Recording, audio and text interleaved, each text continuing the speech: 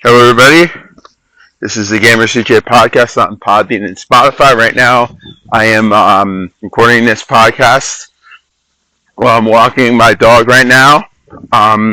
So if I capture any ambient noise, I do apologize. Today, I am doing a top 10 or a top 5. Top 5 favorite Sex Pistols songs. They did release one album. However, that one album, and of course the various B-sides and various singles or stuff that I enjoy. I am going to do some honorable mentions. You guys who probably are fans of punk, fans of that sort of who know of the Sex Pistols and know of the songs. I was actually listening to songs from Nevermind the Bollocks before. Someone who, I don't know, likes British punk more than American punk. I'm going to give you a little backstory. During the pandemic, I got into punk and progressive rock. But when I got into punk, actually that was before the pandemic, but I was heavily into the Ramones. Once I stopped liking the Ramones, I realized, well, Ramones don't do it like the Sex Pistols do it. And I'm not saying that I'm not saying that Steve Jones is better than one of the Ramones guitarists. Anyway, I mean, different. They didn't do solo. They just did talking. It was weird. No offense to the Ramones. Just don't listen to those guys anymore. Sex Pistols are where it's at. We're going to go to number 10, and when I get to number 1, I'm going to do honorable mentions. Number 5, excuse me. Number 5 is Bodies.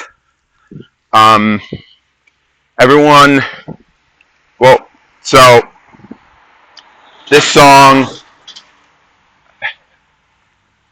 a little bit of a backstory about this song that I researched. It was about, it's just a vile song, but it's not my favorite Pistol song. It is number 5 because when we get up the list, there are some bangers up there, and when you hear my number 1, you're going to be like, really?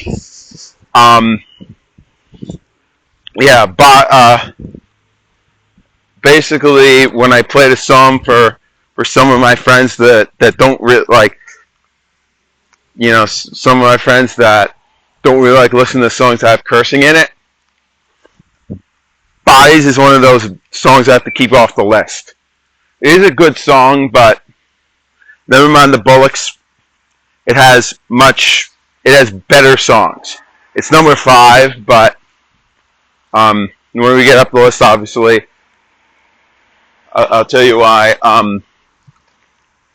When we get up the list, obviously, you understand why I picked it at 5.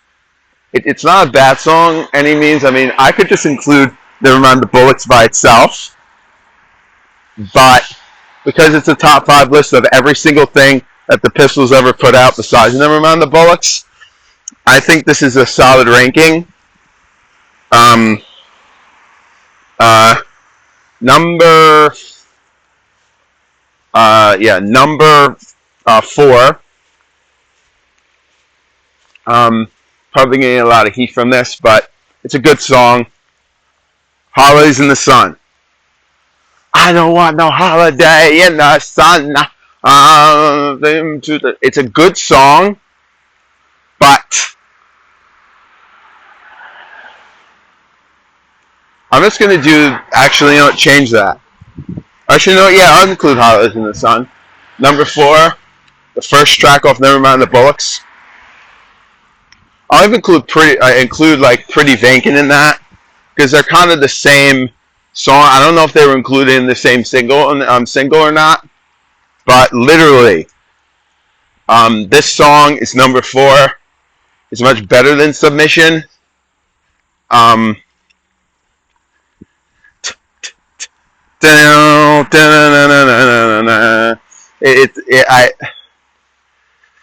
don't want no holiday. It's like literally Pistols.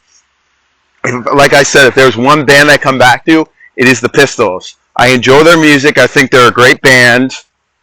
And it's just, I mean, look at me wrong. They are pretty good. And this song, and I count it as the song and Pretty Vacant because I guess those are two of the singles from Nevermind the Bollocks. He was the Sex Pistols. I enjoy them. I think they're great tracks.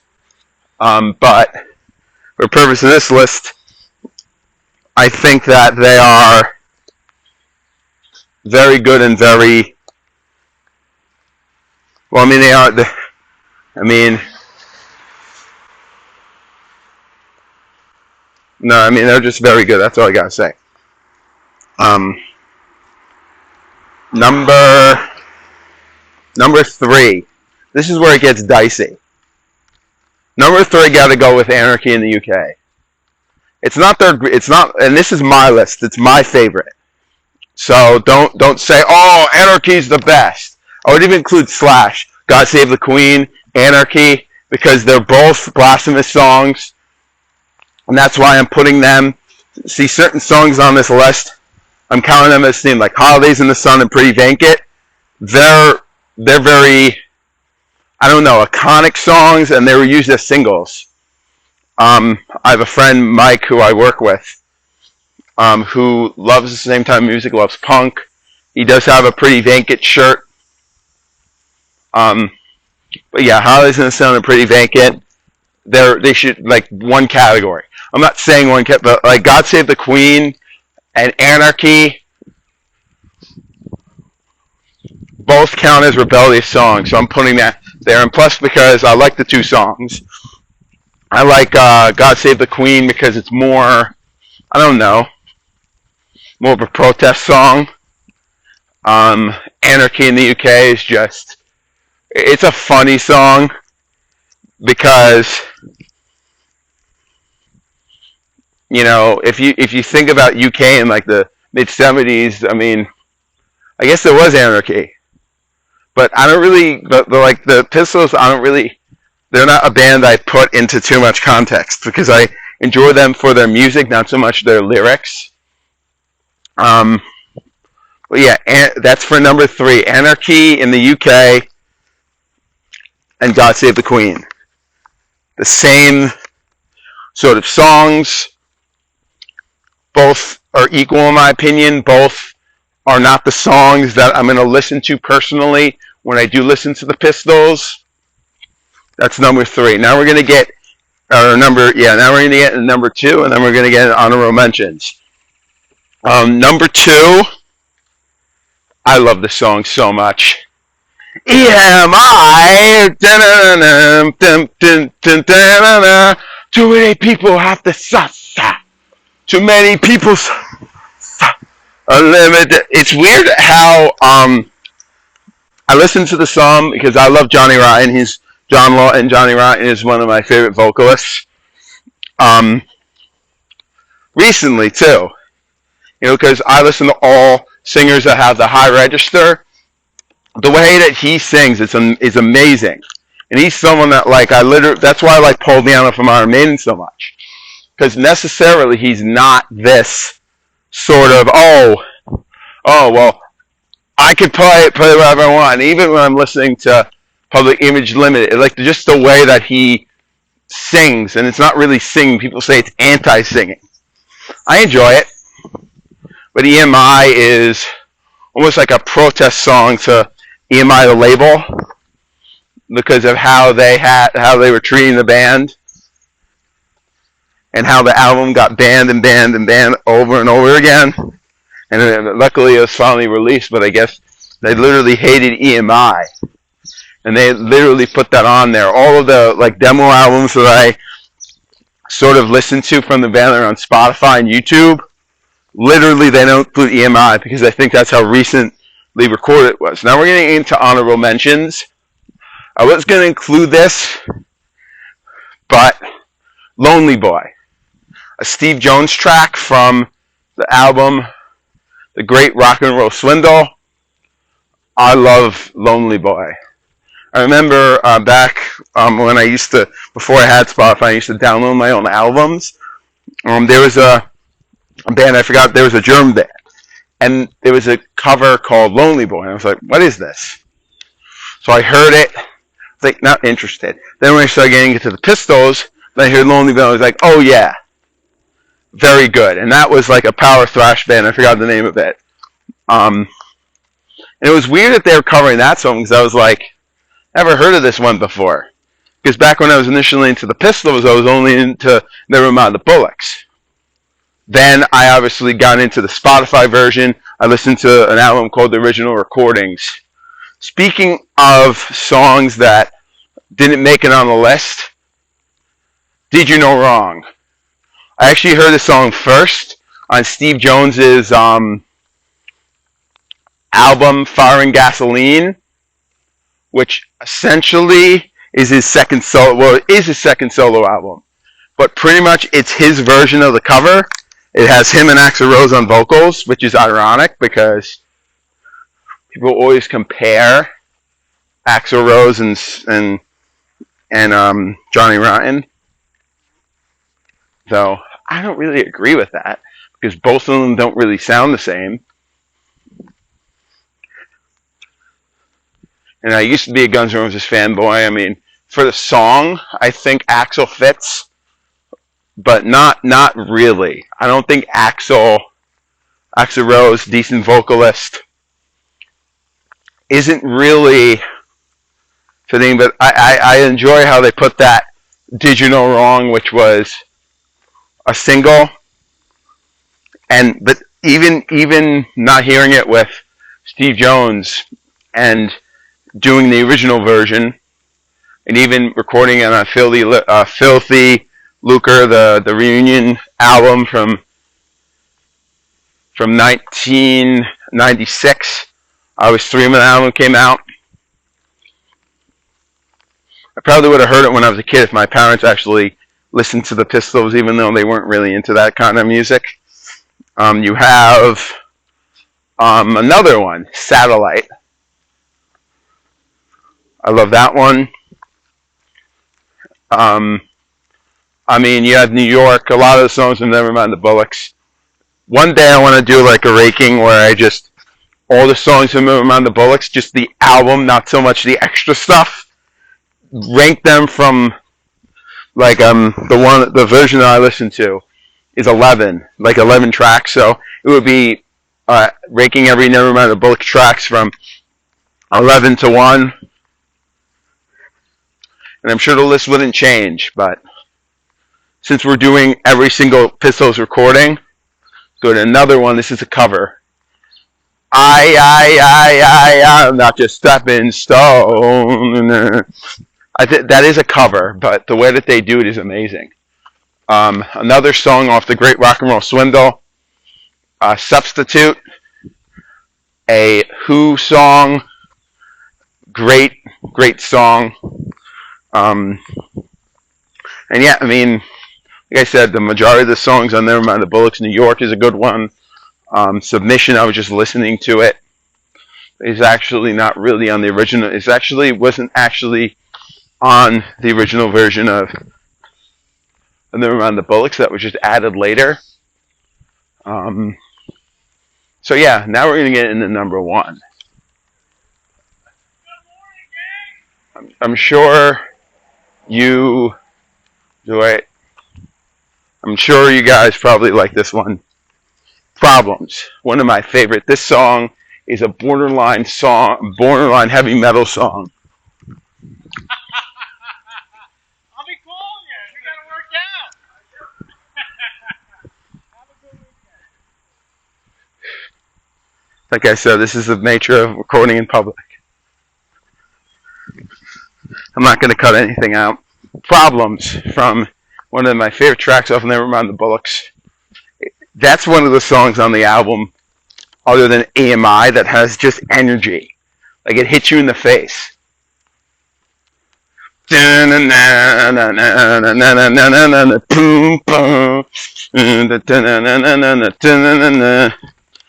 many problems, why am I here? Yeah, I'll just sing wrong with you. Off the sea. I messed those lyrics up. And essentially, that's what Problems is. It's just in your face. That's my favorite, though. Favorite. That and probably Liar, but like I said, when I review all the tracks, just the original, the songs that were recorded specifically for Remember on the Bullocks, when I do that podcast, you guys are going to enjoy that, literally. This song, and I'll be honest with you, before I end the podcast, I'm going to be honest with you. I know there's a lot of Sid Vicious people there. I'll guarantee you, and this has been said, if the Sex Pistols did not get rid of Glenn Matlock, the original bassist, they probably would have still recorded each other. And screw Malcolm McLaren because he liked to mess with everything. I'm serious. All the stories I hear, I don't know. But with any event, rest in peace, Malcolm McLaren. I know he passed away recently. But still, I don't know. I'll say this is the thing. Glenn Matlock should have never left the band. And I hate how everyone doesn't think of the music. They just think of, oh, Sid and Nancy, Sid Vicious and Nancy. I'm like, but, Sid couldn't play. And I don't like watching the recordings from the 70s. Literally. I don't know. No interest in Sid Vicious. I'm like, okay, he's there. So what? It's like watching watching videos of like what is it? Like watching Merciful Fate videos of them. I'm only focused on guitarists. I'm not. King Diamond has face paint. Does the music kick ass? Yes. So no, I don't like that. I hear stories. I'm just getting on a tangent, but I'm just so I have right. I understand why they put Sid Vicious in the band, but Sid couldn't really play. Let's say I play bass. I'm not I wouldn't be able to do it. I like to play drums. I wouldn't be able to outside of probably Sid Vicious. I think the Sex Pistols literally the combination of Steve Jones and Paul Cook. By the way, people say they hated each other. Paul Cook and Steve Jones, they're the ones that started the Pistols. And I hate when people say, oh, well, they hated each other. No, not these two. Other Pistols reformed. Oh, they started a band together. How could you say they hated each other? How would they two hate each other if, after the Pistols ended, they're like, okay, Steve, let's go start something else. That's my closest London accent.